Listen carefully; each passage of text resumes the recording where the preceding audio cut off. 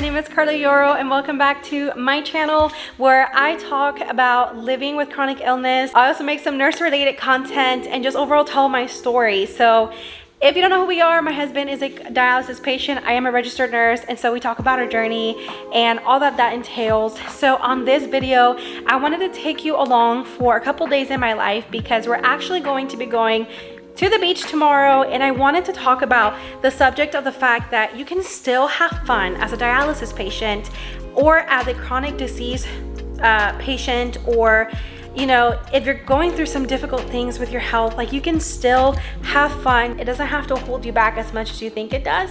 So I wanted to give you some tips on how we travel, go have fun, do things, even though my husband's on dialysis, even though we have to factor that into our prep time and also have to take some things along with us to ensure that he has everything he needs and that we're set in case anything happens. So that's what this video is going to be about, but we're celebrating my brother's birthday tomorrow and I'm really excited about that, and I'm excited to spend time with my family. So if I look like I'm wearing the same outfit, is because I am, because on my last video I showed you how we set up my husband's dialysis machine so that he can do dialysis at home.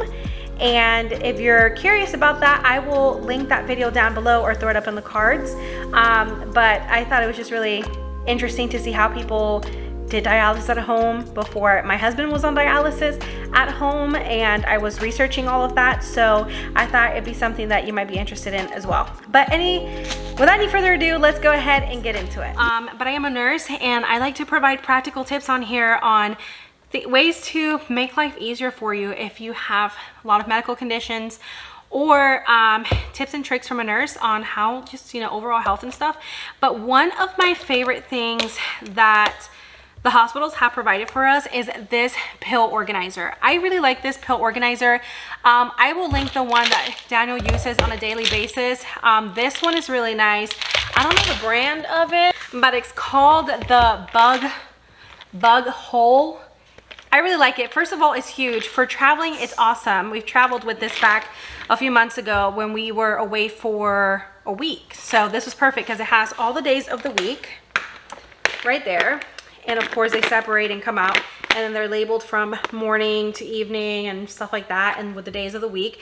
Really like that. I really do think that if you're someone who's having to take lots of medication and you know you're new to having to do that, have them labeled with the days of the week. That'll let you know that you know you took what you're supposed to and stuff like that. Because you will notice that some medications are only to be taken on certain days of the week. Like Daniel had a medication that I had to take 3 times a week, so we scheduled it Monday, Wednesday, Friday, and having the pill organizer labeled with the day of the week was really nice because, you know, he knew when he was supposed to take whatever. Anyways, really like this one. So like I said, I'll link it down below, and it's huge because some of the medications that you'll see in a second that my husband takes are big, and so this pill organizer wasn't big enough for to hold everything. But this one's from Advent Health. This is one of the hospitals that does a lot of the care, or did a lot of the care for Daniel. So this was provided to him when he left the rehab facility, and the speech therapist basically said that it's great because again it labels the days of the week on the top right there, but it's also nice because then it opens up and springs out the pill organizer for that day. It's also really nice and compact. What I really like about this one is that if you're packing it in a backpack or suitcase, it's like nice and flat and it just sticks in there. It's probably the size of a book, but it is huge. So this one is smaller, but we don't use this one anymore. My husband doesn't use this one anymore. So what we do is there are medications that my husband, because of his renal disease, he has to take these medications with absolutely every single meal. They're for his phosphorus. Because if phosphorus builds up in your body, that's usually something that you excrete out of your body and get rid of when you urinate. But if you're not urinating because you are a dialysis patient and your kidneys aren't working, you have to take those with absolutely every single meal. And that's really important because for him, his phosphorus levels have crept up and have stayed elevated for a while. And it's just because it's in just about every food out there. So he has to really limit the phosphorus, and it creeps up on us because it's on like a lot of phosphorus, from what I've gathered. Don't quote me on this. I never give medical advice, so that's my disclaimer for you. But it's a lot, found a lot in preservatives. So if you're eating, you know, like canned beans or things like that, they're gonna be high in phosphorus. But anyways, all of that to say. So beautiful. Thank you, Papa. Like that, these are just a bunch of extra pill containers. What we do, since he has to take that medication before every meal, and it's really important that he doesn't forget a single dose. It's really, really important. What we do is that I usually fill up one of these with those medications, because these are too small to fit all of his medications, but they're just the right size for those phosphate binders. And honestly, if push comes to shove, his other medications, which actually he's no longer taking 3 of the medications that he was on, so that's great, but these are just big enough to fit all of his binders. So what I'm going to do is that I'm actually going to start keeping more of these around, so that we don't run into that emergency that if we use up the one in my purse and he forgets to bring the big one with him with all the rest of the medications and the binders, that we're just going to have a bunch of these laying around. So we're going to keep one in each car. We have a truck and a Jeep, so we're gonna keep one in each, and then we're gonna of course keep the one we always keep in my purse, and that way we just always have these in our cars. And I think that's gonna be a great way to never forget to have these medications with us.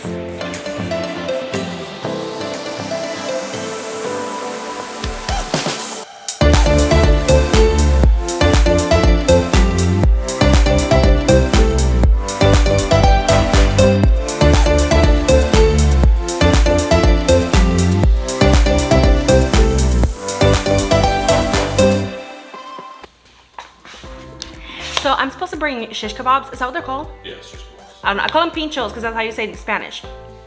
But I was so tired last night that I was like, nope.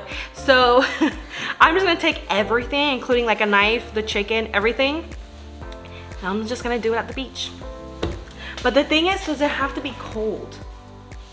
Did you got my pills? Yeah, your pills are packed. But you know how they have to be cold?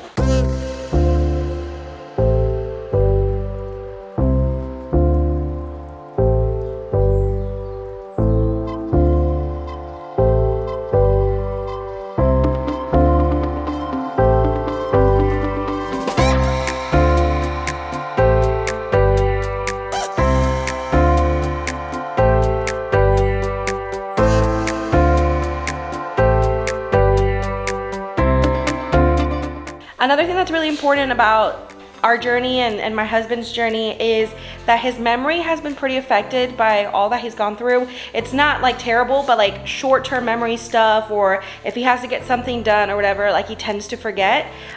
So I pack everything the night before. I ask him, what do you need to bring? What do you want to bring? You know, extra clothes or whatever, because we're going to the beach. And essentially pack them the night before. I have a horrible memory myself, so he used to, you know, be the one who reminded me of everything, but now we just have to be more precise about everything. So I packed a backpack. We only need one for the both of us. And in the backpack, I packed his clothes and everything like that, because last time I forgot to pack him clothes and he thought he did and he didn't. So there we go. We decided we're gonna do that the night before, and then we're golden.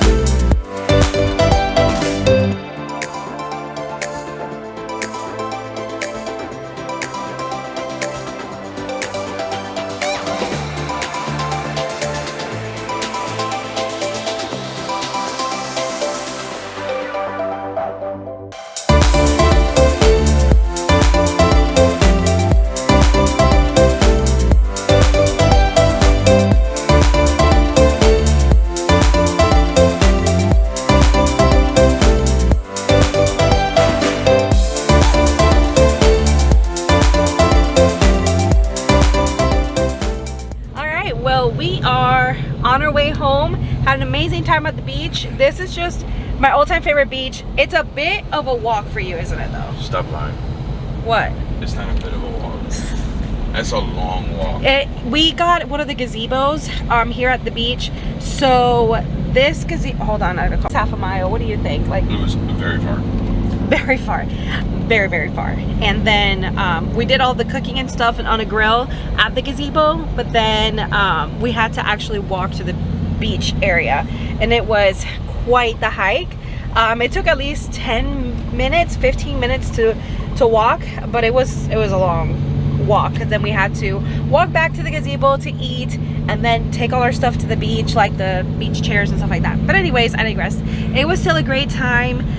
It was pretty taxing on Daniel, the walking, the heat, but it was still such an amazing time and still so worth it to come and do these things, even if it means, you know, Daniel pushing himself a little bit harder and making sure we plan in our heads, but it's still very much doable. Another thing that I'll say is that beaches do have like chairs that you can rent that have they're wheelchairs, but they have these special tires that are huge and like full of air, and they just do great on sand. So if you have a family member who will need a wheelchair to get to those long distances, a lot of the times you can rent. I haven't seen them at this specific beach, but I have seen them at other beaches for rent. If not, there are special like rental places that you can rent medical equipment from. And it sucks because I wish all of these things were covered by insurance and were free for people.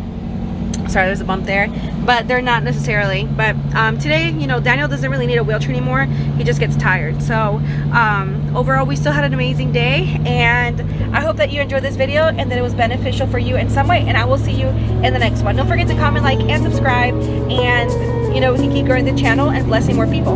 Bye.